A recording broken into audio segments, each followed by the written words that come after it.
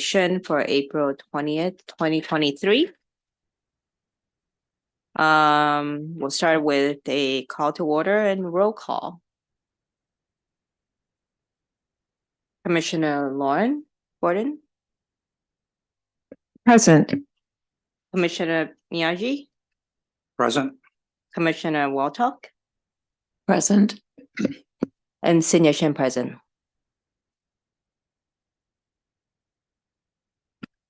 Do we have any agenda changes, additions, and deletions?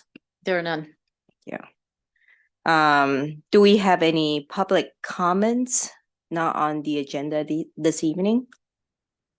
No raised hands at the bottom. Thank you. Next, approval of minutes from March 16, 2023. Do I have a motion for the approval of March 16, 2023 minutes? So moved. Do I have a second? Second.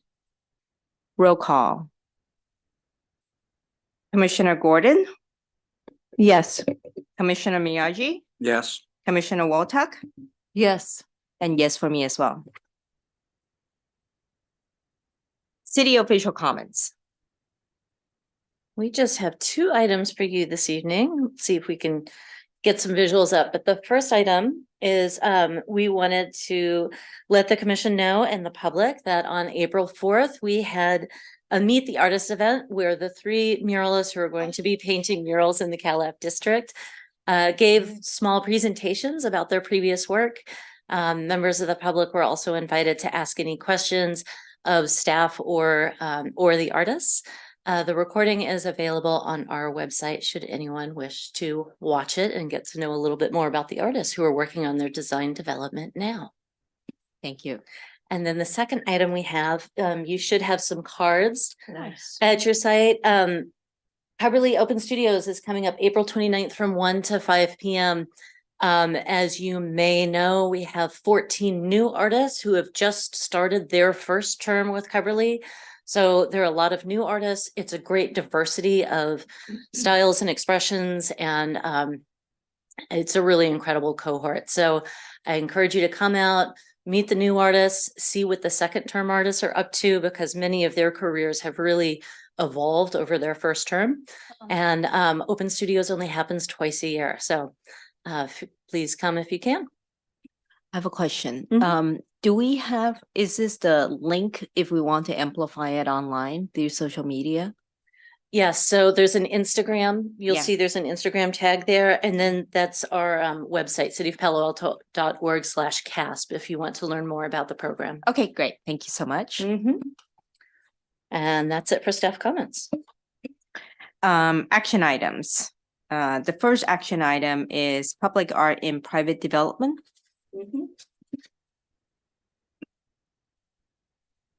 So we have just a brief slide, so an overview, a little bit of history. This is for the final review and approval of public art and private development associated with Castilleja School. There's a little bit of background.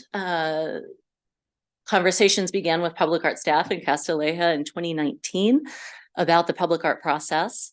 In March 2022, the applicant submitted their application indicating their art budget of approximately $850,000. The following month, so that was exactly a year ago, Castilleja came to the commission for their initial review, but the PAC requested that they come for an interim review once they had an art consultant on board and a little more details of their public art plan. They did that in September of 2022 when ArtSource Consulting came on board. They gave more specifics about their selection process, what kind of artists they were considering, what was important for them as far as community engagement, and thinking about potential placement locations. So this evening, we have representatives here from the applicant team to walk you through their packet for their final review.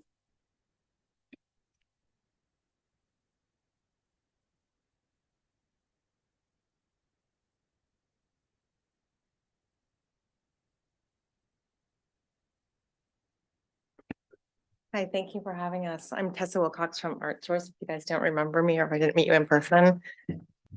I'm Jose Band. I'm the director of New Campus Design for Learning at Castilleja School. So I'm going to just walk you through a presentation, show you briefly sort of what our process was, show you the locations, show you the artists. Feel free to stop me, interject with questions. I'm totally fine with that. And let's get started. So this is, you can have a look at this. This is just our search criteria. We went over this last time. I'm not going to read it to you because that's really boring, but we can just keep going with the slides. So next slide, please. Again, our project goals. And these are all the things that the committee considered as we met. Going, oh, no, go back, sorry, we're there. So after I met with you guys last time, can you not hear me? Better? I think that'll be better. Okay, I can be closer to the mic, how about that? That's great. Okay. So after I met with you guys last time, Castilleja formed an art selection committee that was comprised of faculty, students and staff, a member of their Wren's architectural team, and an outside artist who was Al Epkedar, who's a professor at Stanford and has done a lot of public art. So that was sort of our committee that helped decide on who the art would be. Art Source went back and we researched about 50 to 60 artists that we thought might be qualified, and we came back to Castilleja with 10 artists. We wrote an RFP, and 4 finalists were invited to submit proposals. Those proposals were displayed at Castilleja in the gallery, and neighbors and students were invited to view and give feedback. That feedback was summarized and given to the selection committee for final consideration. So they had that in mind when they were making their decisions. Ultimately, the committee selected 3 artists to move forward with. Next slide, please. So Castilleja is proposing 3 projects, one of which is obscured by my photo up there. But anyway, I'll get into more detail. There you go. You can move me. Look at that. So on the orange dot is a project by Ellen Harvey called Book Tree. So that's at the corner almost of Embarcadero and Bryant, but on Bryant. If that helps you. Yeah. Okay. And then as you're coming down towards Bryant, we're looking at Masako Miki, and it would be situated at the entrance, the all school entrance there on Bryant. And then you come down and you get to the corner of Bryant and Kellogg, but closer to beyond Kellogg. And Kylie White has proposed a piece that would be situated there very specifically, as you will see. Next slide. So Kylie White is the artist. So that's the artist that was Kellogg and Bryant, is proposing a piece. Let me tell you about Kylie first. Sorry. She lives and works in Brisbane, and she earned a BFA from Cooper Union in New York.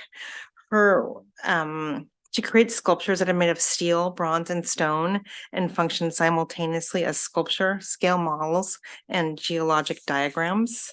Her work offers systems for understanding the innately felt and immeasurable forces of our universe. Her sculptures often situate the viewer in relation to the scalar object, deep time, and the universe, and reach beyond, and both backwards and forwards, offering viewers an entry to expansive possibility. Can you just click? So then that's just her bio that I think you guys needed to click through that. So this is some of her past work. This series depicts different sites in the landscape through which an active fault line cuts and represents the displacement of the landscape due to the particular kind of tectonic movement associated with each site. You can keep clicking through the number. When executed at this scale, these sculptures mechanize the invisible geologic forces that generate our landscape. I think there might be one more. Yeah. And this is Kylie's proposed work. It's a rendering, obviously. The proposed work is called Sundial for 37 degrees north, 122 degrees west. It's made of bronze, basalt, and steel. White wants to sculpt an equatorial sundial because sundials mark places of cultural significance, especially those of science and learning. White feels this work is befitting of a school like Castilleja, as well as being perfectly suited for Palo Alto, which is known for technological innovation. Made for a given latitude, sundials are, by their nature, site-specific. They belong to their location and in many ways are formed by it. You can go to the next slide.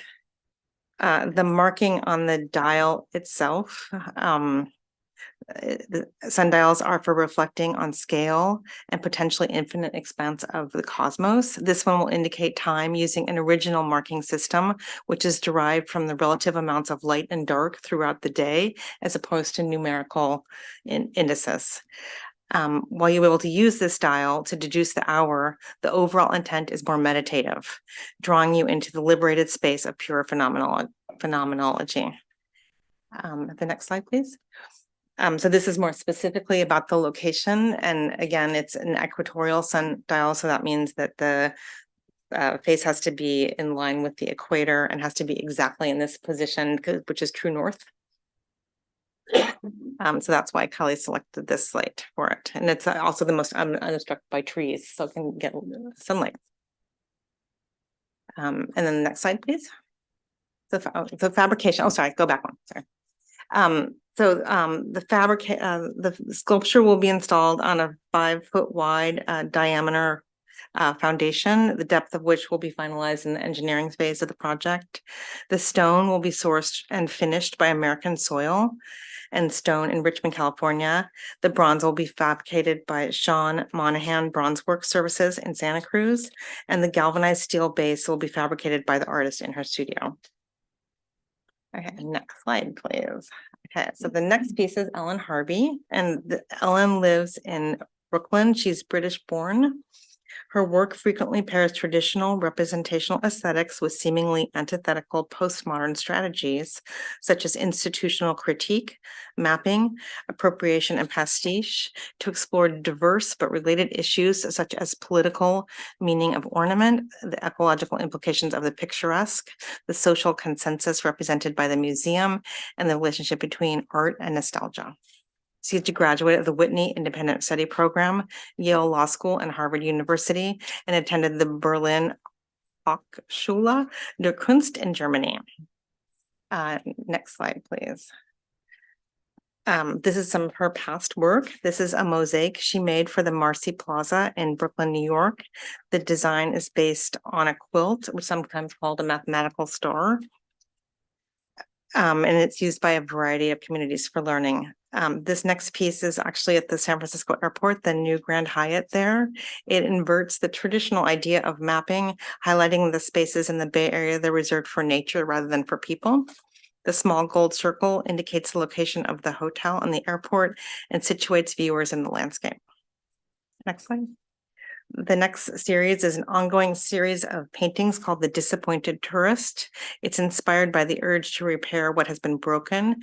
It makes symbolic restitution, literally remaking lost sites at the same time that it acknowledges the inadequacy of such restitution. So anyone can submit a painting and she will paint this thing that you're missing in your world.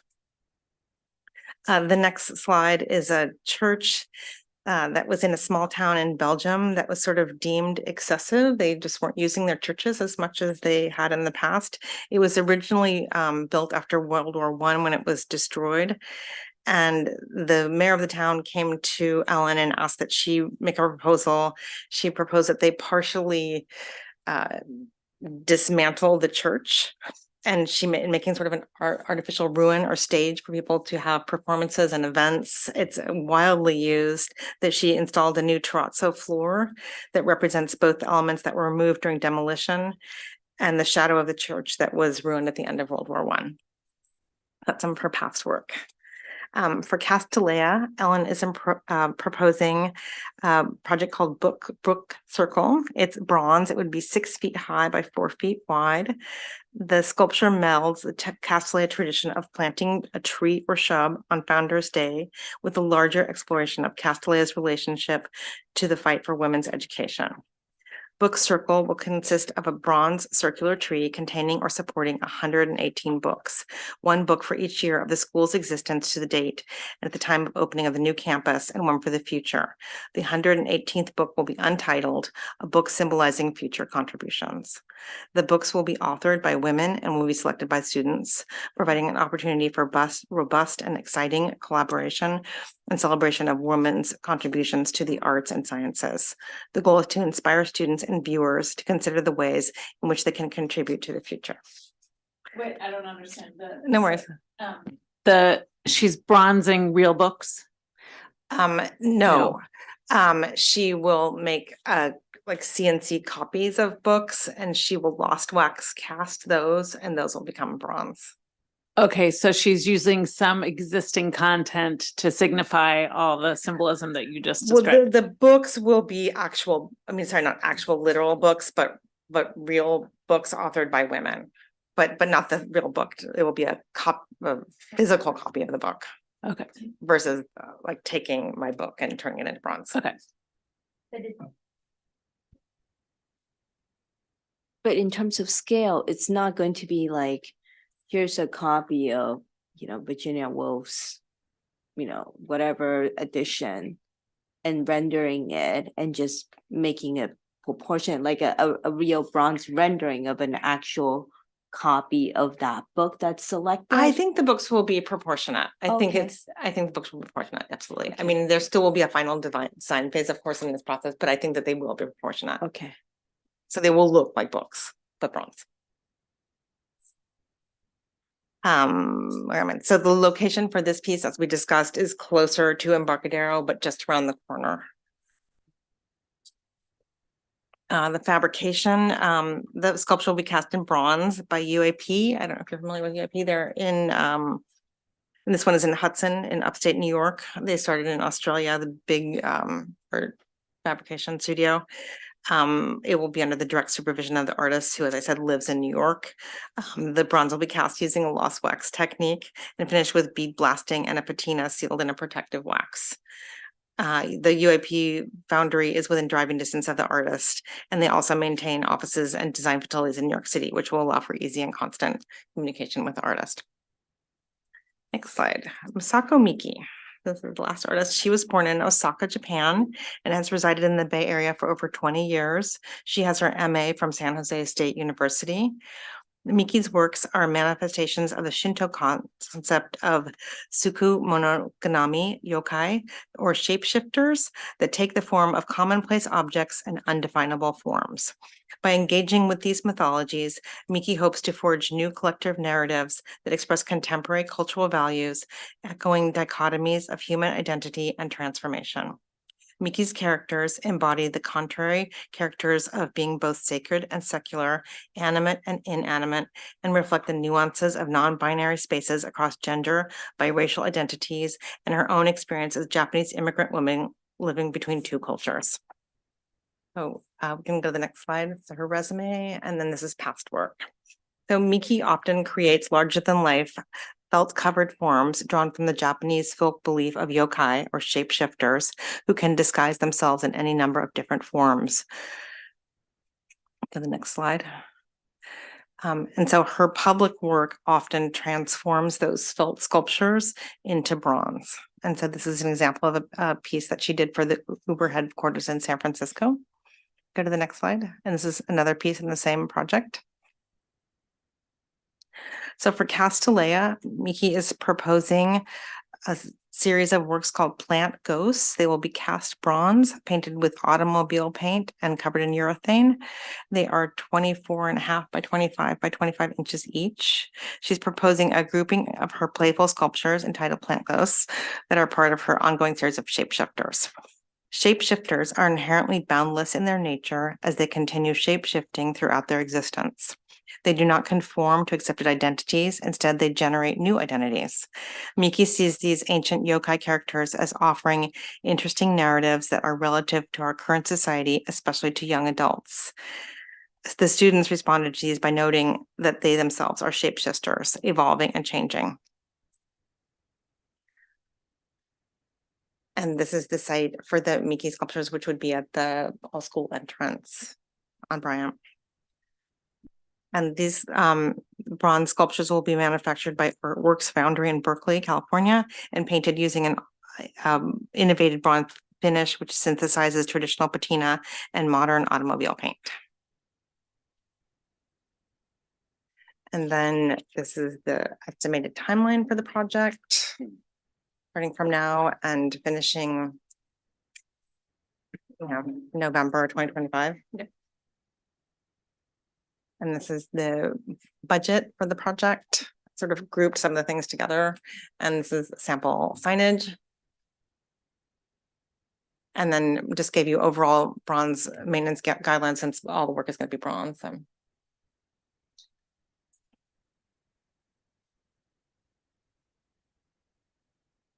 Nadia, could you go back to the budget slide? Yeah, please. Thank you.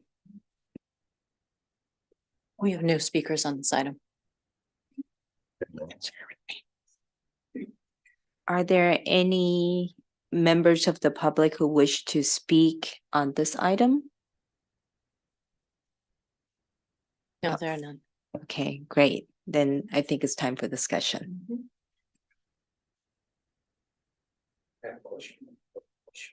Thank you for the presentation tonight.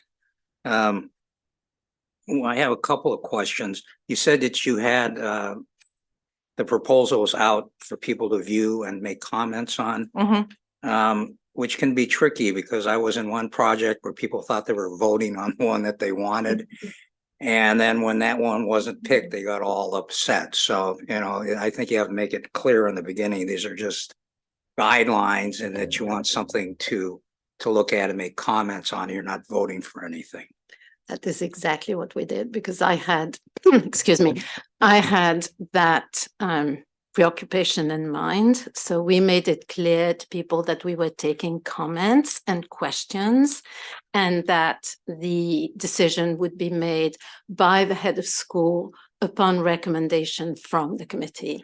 So it was clear to everyone involved in the process how the decision was going to be made and what their contribution was going to be. Great, thank you. I like all three projects. I have one question on the Ellen Harvey piece on the book circle. You mentioned protective wax a few times. Can you explain what the protective wax bronze is? always gets waxed. It's a wax on there. Does it peel Yeah. off or what It happens? does need to to be reapplied about once a year. Oh. Yeah. And you can just wash it and then reapply it. It's pretty easy and it's very standard for bronze. Oh, great, thank you. Okay, thank you very much.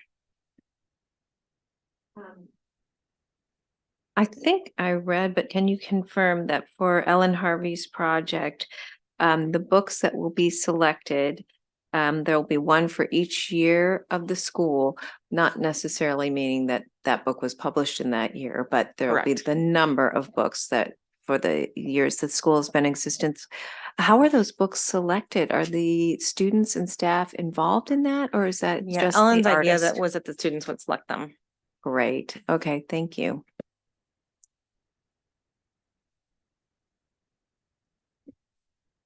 Being that Castellea is an international school, are there going to be any restrictions on what books will ultimately get selected and not? We haven't talked about that, and I don't think there would be restrictions. Have you thought about that? We talked about this very briefly in a meeting. The process will have to be very deliberate, and we'll have guidelines to the students. So what we want the students to have the freedom to choose the books that speak to them, and on the other hand, we also want to have guidelines that are accepted and embraced by the community. So it's going to be a process. I'm not saying we have all the answers, but we're aware of the potential issues that could arise, and we want to address them. I mean, I think it would be interesting to see books by international, not just, I think that would be really cool if you were Japanese and you wanted to do the Tale of Genji, or I don't know what it would be, but I think That would really be certainly, interesting. and I think maybe like in terms of guidelines, particularly when you have some schools, institutions that ban certain books. This is almost a reverse, well, in reverse of it, or inviting the public to say, these are the books I want seen. Mhm. But then ultimately, if you have more than 118 books that are recommended, how do you make a decision on what to present? I do have a question about Mickey's work, and because the first two pieces in terms of scale are very visible. Mhm. And I think in terms of location, they're also visible from the, and we're looking at it from the public art, Mhm. the public nature of it, the visibility of it. My question regarding Mickey's work is in terms of scale, is it going to be sort of visible enough? Yeah, we picked the ones that had the brightest colors and placed them in an open space.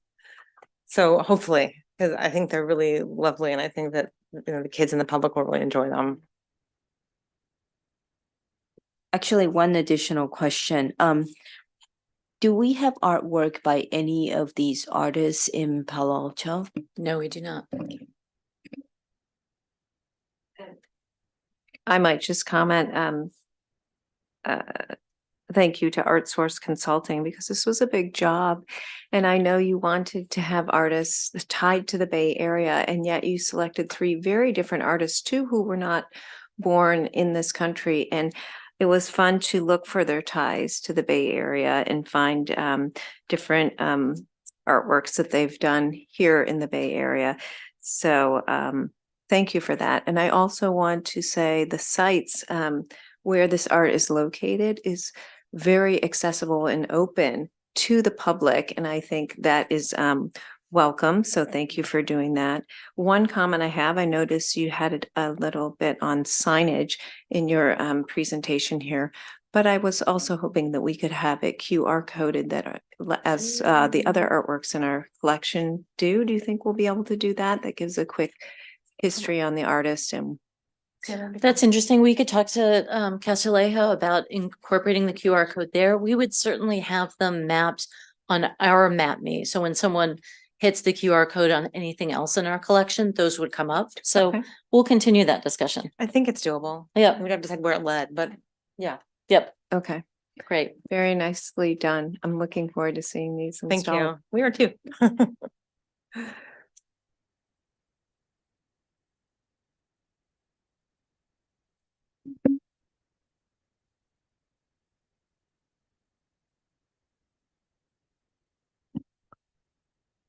Do we have any more questions or comments?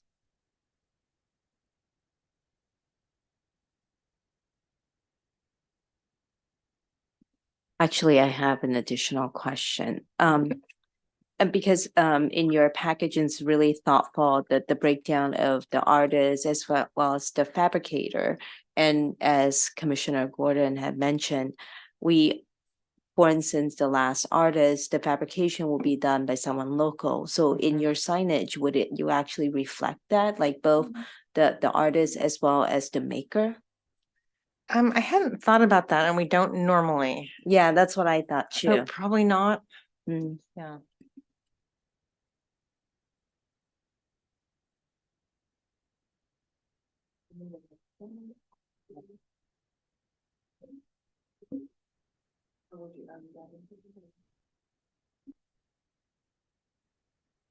No more questions or comments? Okay. So do we have a motion to approve the final review? And I mean, the approve of the public art and private development associated with Castanea School. I move. Do we have a second? Second, Roll call. Commissioner Gordon, Yes. Commissioner Miyagi, aye.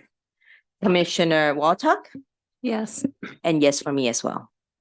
Thank you for your presentation. Thank you.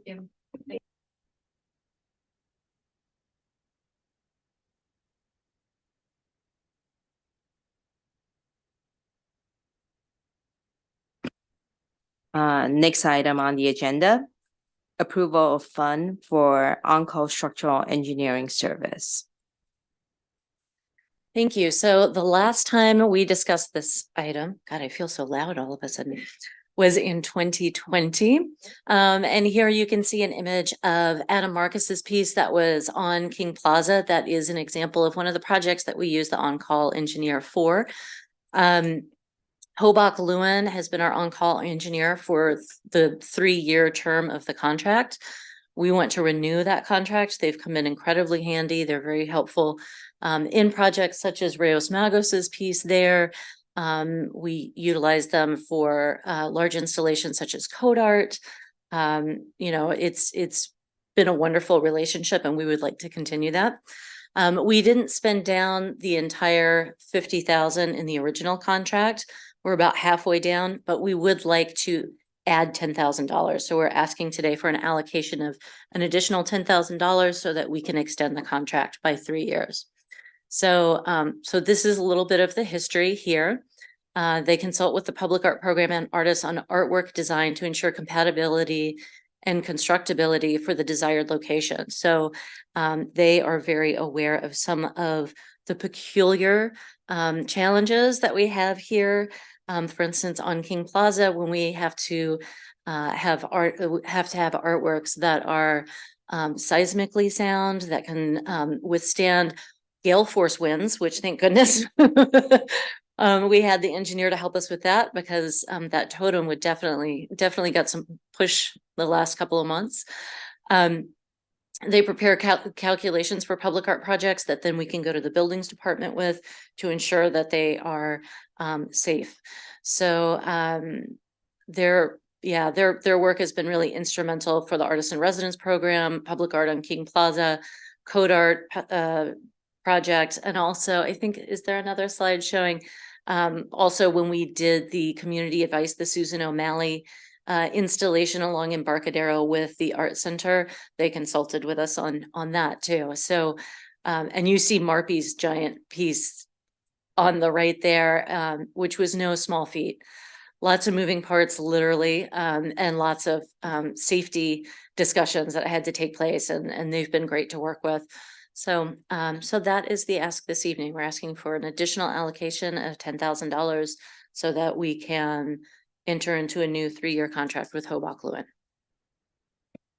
Can I ask, so you said we've spent down about half of the 50K.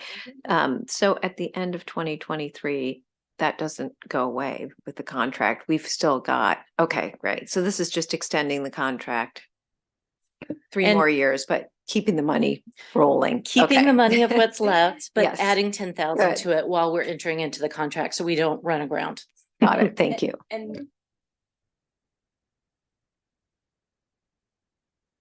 thank you for asking that question. So the clarification I have is, my understanding is the allocation, the first 50,000 as well as the additional 10,000 that you're requesting for, it's basically an approval of the fund for you, I mean, for the public art staff team to be able to spend it. But the contract we have with this engineering team is probably on an hourly or project base. So it's actually just a piggy bank for you to apply for that usage. That is one way to put it. Okay. That is one way to put it, yes. Okay. When was the first, when was it first granted, the original 50,000? In 2020, Okay, 3-year contract. okay. It sounds like got the money's worth out of this firm, especially this last winter with all the rain and the winds and everything that came up. So I think it's well worth it. Additionally, we know we're going to need their services for Code Art once again, and for Kirti Bassendine's installation, whatever shape that may take on the plaza. So, so we are anticipating continuing that relationship very soon. I'm just thinking that this type of work, it's really a risk management issue, isn't it? Well, it's abiding by city code, Oh, I see. Okay. right? So, I can't put something that's over 7 feet, you know, it has to Right. meet all these Right, requirements. right. So, and the reason why I ask is because certainly we don't engage them for all projects. So how do we decide when to bring them in to make sure that things are structurally sound and There's a number of benchmarks, but we've been doing this long enough that it's sort of, is this something that is gonna take some wind load, like a big, a big plane like those signs? Is it over 7 feet tall? Anything over 7 feet tall requires this. Anything that we put on the plaza for an extended period of time requires this kind of review. These are behind the scenes things that you never really see, right? Yeah. You never see them, but then you see the project go up. But it's all the work that went behind that to bring this project up, and I think this is really worthwhile. Definitely.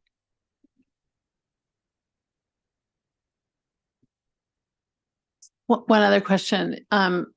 If you spent half down since 2023, do you think that there's a possibility that you'll come back to the commission with a request for more than this 10,000? I don't believe so. We chose the 10,000 amount because we feel like that's probably where we need to be, and it'll allow us a little wiggle room. Any unutilized funds at the end of the time would go back to the CIP fund as well. So it's not like one of those use it or lose it kind of things. Okay. Thank you.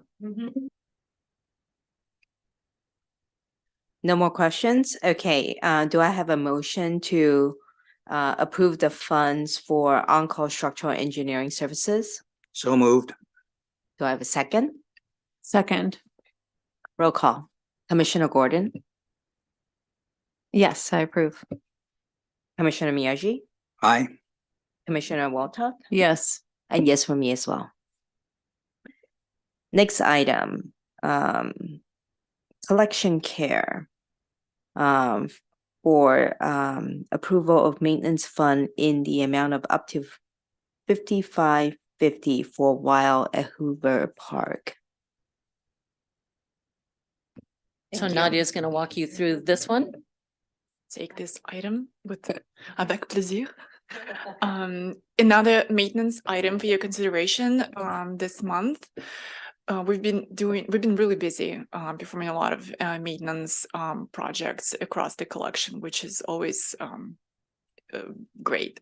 Anyhow, so this month we are requesting funds in the amount of $5,550 for the repair of this lady, Mama Bear, one of the 4 sculptures permanently installed in Hoover Park in Midtown. So just to kind of bring you, just remind some history of the project. So Wild is the title of the project, was created by Kansas City-based artist Beth Nyback. This group of 4 sculptures, all made in stainless steel on concrete pads, is located in Hoover Park at 2901 Cooper Street. So it was a public art commission back in 2012 that also included, participation from the Midtown Residents Association. So the idea behind this commission was to bring a project that would encourage play and the sense of discovery in this beautiful park. And therefore, the artist was selected to create the site-specific installation. So the 4 bears, you can see Mama Bear here and her 3 cubs, they're all positioned among the redwoods inside the park. We've been performing some preventative maintenance and cleaning to polish the stainless steel over the years. However, in the past year, we noticed some really thin hairline splits in the bands of the bear. So we brought art fabricators specializing in metalwork and welding to consult what could be the reason for those splits. And apparently it's somewhat common in steel sculptures, essentially over the years with temperature fluctuations going, from low to high, the steel expands and, goes back. And it just creates this constant tension, on the wells. So it happens that sometimes it can split, create issues like that.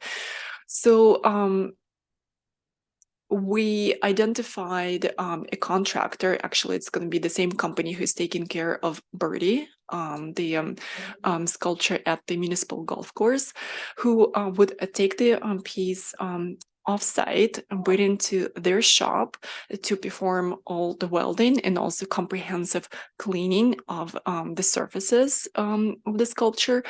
And then when this spot treatment is concluded, it should be returned and mounted back on its base. And this is the scope of the project, essentially. So I welcome any questions or comments. Is it going to just be applied to one of the sculptures, or is the whole family going for spot treatment? Yeah, great question. So we carefully looked over all of the sculptures, and actually it's just the large sculpture shows these splits. None of the cubs show any signs of even expanding, because they're much smaller sculptures, so there's less opportunity for expansion and Youth.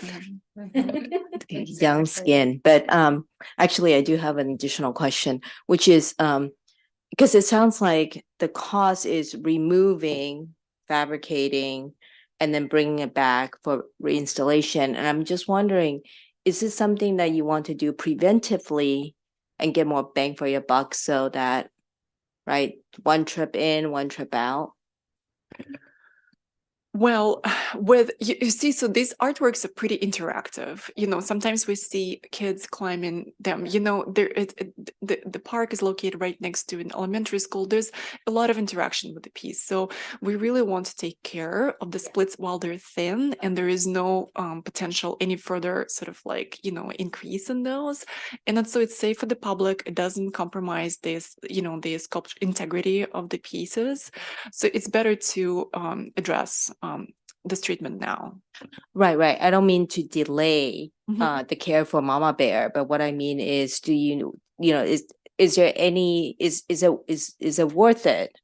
Even though the cubs are not showing any sign of wearing, is it worth it to do any sort of refresh or recoating on them as well? Yeah, so the fabricator determined that there is no need to reinforce any welds. Everything holds really well. Mhm. Thank you. Sure. Does, can they determine if any water or moisture or anything has leaked in through these cracks? I mean, just based on the on-site evaluation, no water was determined. They're so thin. I mean, it's possible because due to condensational, but it at least just sound checks did not show it. Yeah, but just taking her offsite into a professional welding shop would really allow for this in-depth inspection of the piece. Thank you. Any more questions or comments? Do I have a motion to send Mama Bear to spa? Yes, I move the approval of funds in $5,550 to maintain the mama bear and wild at Hooper Park. Do I have a second? Second, Roll call. Commissioner Gordon, Yes. Commissioner Miyagi, aye. Commissioner Waltok, Yes. and yes for me as well. Thank you. We can't wait to report on the updates of the projects. Yeah. Next, we have non-action items. The non-action item is basically a report back to circulate a draft of the Public Art Commission priority document. Just want to bring it to everybody's attention that this is a draft for commissioners' review and discussion. And hopefully then we can finalize after the meeting for approval at the next meeting.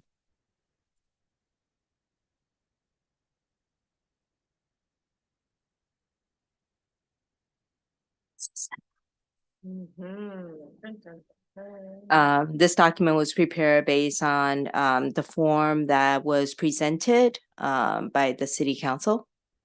And we basically updated it. It's very similar update from last year. But obviously the content from last year, to the extent that the project had been completed, we put them in sort of prior year accomplishments, and we were highlighting the projects that are currently scheduled for this current year.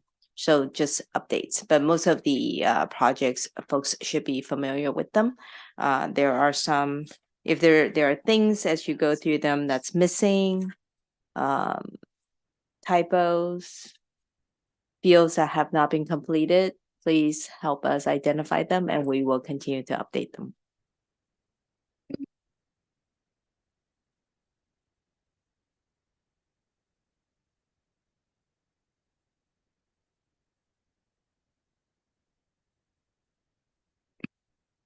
Yes, so I am not sure if people had a chance to look through this document prior to this meeting, but things that we might appreciate your input on would be possibly the priorities of certain current projects that we're doing. You might think that some of the priorities aren't accurate or could be different. So when we go through these projects, we assign different priorities, and those come from the priorities that the commission set in the fall of 2022 for this working year to 23-22, which is building community priority, social justice priority, and public art education priority. So you could take a look at each project and maybe look at those, or the definition of success for each project. Yeah, just maybe take a quick look at this plan. We would love your feedback. Chair Shen and I and Elise spent a little bit of time on this and would love to hear what you guys have to say. Well, thank you for your work. This looks very good. Is there a deadline that we have to get comments back to you, or when is it going to go to council? Is it next month? Well, the document, we'd want to get comments sooner than later so that we can get it all refined, and then bring it back to the commission in May to adopt it. And then from there, it goes to council. Actually, I have a question, because you know how Lauren and I worked on it together on Google Doc. What is the best form to receive comments? Is it just to send the Google Doc to everybody, for everyone to put in comments? Would that? I don't know That if gets we- really complicated because then there's communication Exactly. between all commissioners. So it's really cleaner if you have specific comments on sections of this Mhm, to email it to staff. mhm. And then I can bring that back to Okay. the chair and vice chair. But it is okay for Lauren and myself to continue to make edits, right? That's correct, Okay. because you don't make a quorum. Just Okay. two is Okay. fine. If you Great. go to three, that's a no-no. Yes, ma'am.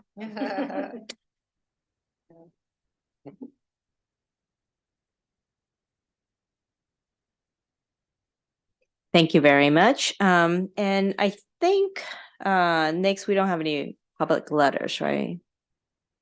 We don't, I just wanted to just a quick clarification. Yeah. Because Commissioner Miyagi, I think was asking for a deadline for when we want comments by. Yes. We know the packet needs to go out a week ahead of the next meeting. Mm-hmm. So if our meeting's the 18th, packet goes out on the 11th. Maybe if we have all comments by May 1st, would that work? That would be very helpful Does for that us, work so for we can both of put the you? final Yeah. polish on Okay, it. so comments next week would be great, but yes, by May 1st, sent to staff would be great. Thank you. Thank you. And if you're just looking for enjoyable reading, sometime. Look through your prior year accomplishments and be proud of all that staff and commission did last year. Right, we accomplished a lot. Yep. No public letters. Next item is commissioner questions, comments, announcements, or future agenda items. Art market is this weekend for anyone who wants to go. What is? Art market, the art fair in Fort Mason. Oh, nice. Really? Let's see if any of our artists are Christian Taylor. Oh, yes, right? Yes. Actually, if I may, make a report back to the commission, at the last meeting, we learned about HRC. The number of members for the HRC was being reconstituted and changed from 5 back to 7. And so I had written to the city council. I had provided written comments as well as provided verbal comments during the meeting, as well as Lauren, I think, did the same. But because the item was only intended to cover the HRC, they were not able to change it to also make the same change for Public Art Commission. So my personal goal is to continue to communicate with city council, and I encourage other members of the council, of the commission, to feel appropriate, to feel free to reach out to city council as well, to communicate sort of the benefits of having a larger commission. So are you saying you are advocating for this commission to go from 5 to 7? Yes, so we originally started from 5 to 7, and just sort of by way of history, this was changed, I want to say 3 years ago, 3 years ago. But the original intent of the change was really to address something that was fairly specific to the HRC. But if I remember correctly, because of the way that the guidelines were written, it implicated the Public Art Commission at the same time, even though at the time we resisted the change. And I think some of the reasons for wanting to reduce the number of commission members on the HRC were to reduce staff time. They had a hard time recruiting members for the public art, for the HRC. We didn't have the same issue. And so I think at the time we fought for keeping the commission number at 7. But because it was a bundled decision, we were not able to sort of get out of that decision. And therefore, we've been living with 5 members. And some of the reasons why we've advocated for restoring back to 7 is because the diversity of view. We have a very rich, rich diversity in our community, and having more voices, I think it's always very helpful. It gives more representatives of the commission to go out to different events, to be able to socialize, to be able to bring more perspective back, and also from time to time we have the ability to achieve different quorums. So we just think that having the opportunity to open it up to embrace more views and reflect back to the community, that the diversity of our community is ultimately a win-win for us.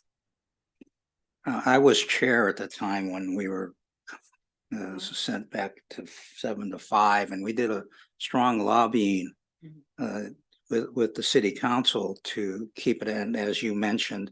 It was the diversity, the point of views, the experience, all that's brought to the table by having a larger commission. And but we were under the same thing, with the HRC, so we were contracted back to 5, which I think was a big mistake. Yeah.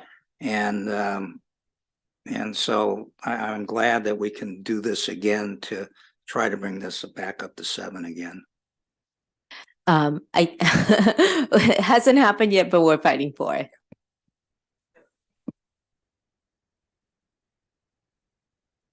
Is it up for discussion at any time, or is there a window of opportunity, or how does that work? I just want to be mindful that this item is not on the agenda, so getting caught too much into discussion. But I can follow up with you a little bit more about process and how things get agendized for council. Yeah.